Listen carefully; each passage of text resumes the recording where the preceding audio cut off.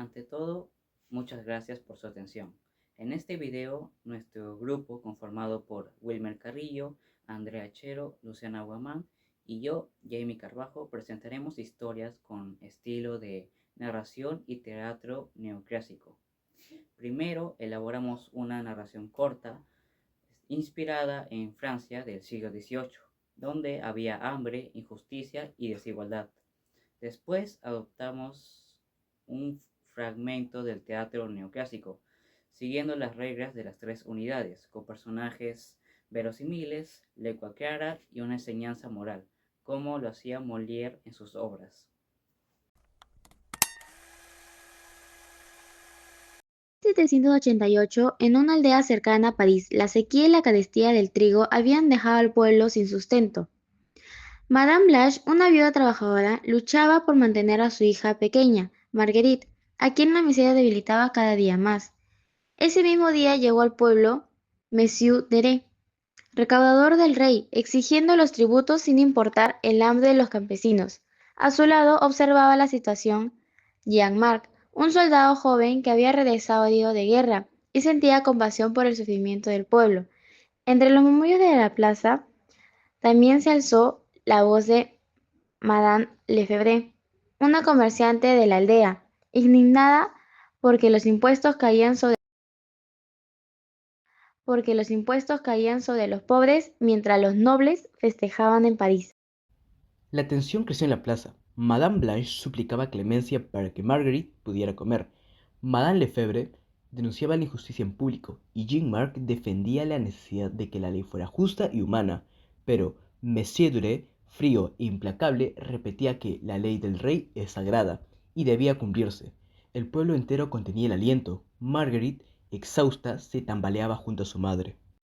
De pronto, la niña cayó al suelo, sin fuerzas, entre el llanto de Madame Blanche. El silencio se hizo profundo en la plaza. Marguerite, víctima inocente de la codicia y la rigidez de la ley, había muerto. Monsieur Duret, estremecido, bajó la mirada por primera vez. Jean-Marc, con voz firme, proclamó: que ninguna ley que mata al inocente pueda llamarse justa.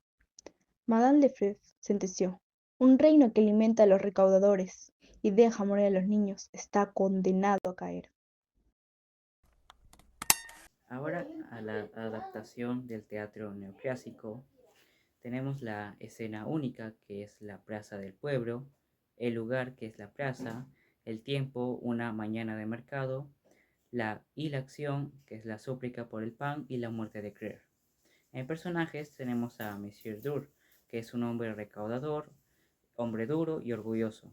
Su apellido Duret es francés y está relacionado a la dureza.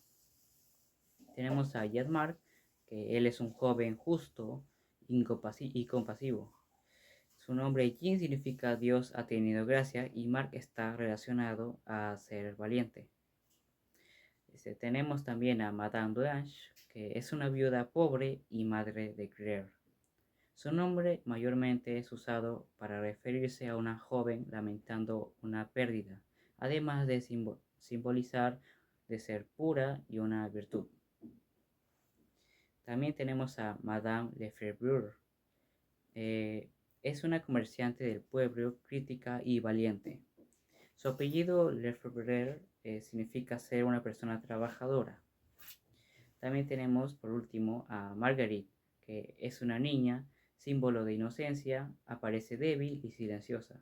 Su nombre francés significa inocencia y pureza.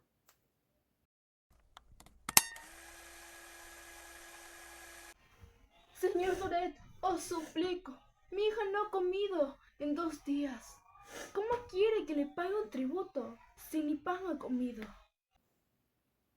El deber no entiende de lágrimas. La ley del rey no se discute. Ley de Cis, llamada robo. Mientras los campesinos mueren de hambre, vos engordáis en nombre del rey. La ley pierde su fuerza cuando matan a los inocentes.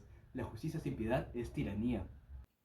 Yo solo cumplo órdenes. La culpa no es mía, sino de quienes dictan la ley. Resiste, hija mía. Dios no puede permitir tanta injusticia. Oh, madre, tengo hambre. siento cansada. ¡No, hija! He aquí el fruto de la codicia, una niña muerta y un pueblo humillado. ¿Podéis llamarlo justicia? No, yo no quise esto. Mi deber me ha condenado. Recordar, Señor, y recordar, pueblo, que cuando el poder olvida al el débil recuerda con furia. Ahora las tres unidades. Nuestra historia respeta las tres unidades del teatro neoclásico.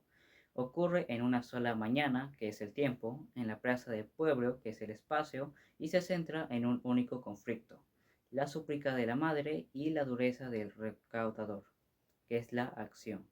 Esto da claridad y orden, principios básicos del neoclasismo. Los personajes son verosímiles y realistas: la viuda, la niña, el recaudador, el soldado y la comerciante. Son propios de la Francia y del siglo 1800. Representan la sociedad de esa época.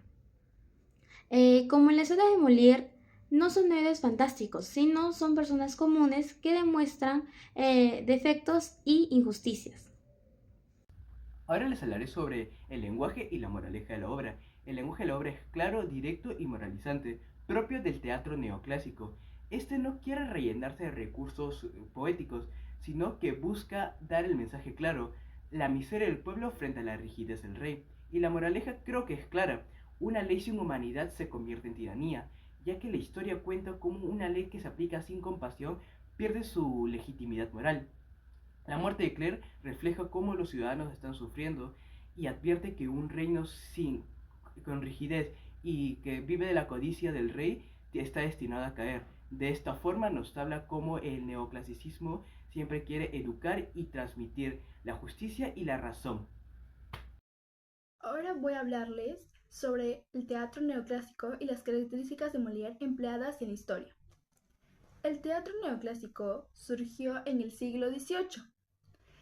Este fue inspirado por ideas de razón, orden y moral, que se hallaban esparcidas por toda Europa. Este teatro neoclásico fue muy famoso por el uso de dar moralejas al final de cada historia y de implementar historias reales que pasaban cotidianamente. Molière, aunque sí es del siglo XVII, él influyó mucho, ya que sus obras criticaban los defectos humanos, también sobre la injusticia, el abuso social que existía en aquella época también. En esta historia vemos la crítica hacia el abuso que existe por hacer obediencia al rey, así haciendo como una sátira a Monsieur Duret, quien es el personaje que quiere obedecer 100% al rey. Y esto hace de que al final una niña fallezca porque está de hambre y no ha comido hace días. Entonces, vemos que en esta historia trata sobre la crítica del abuso del poder que tienen las personas y cómo hacen que la sociedad sufra bastante, ya que no tienen alimentos, no tienen dónde vivir, y el abuso del poder también que viene socialmente. Muchas gracias por su atención.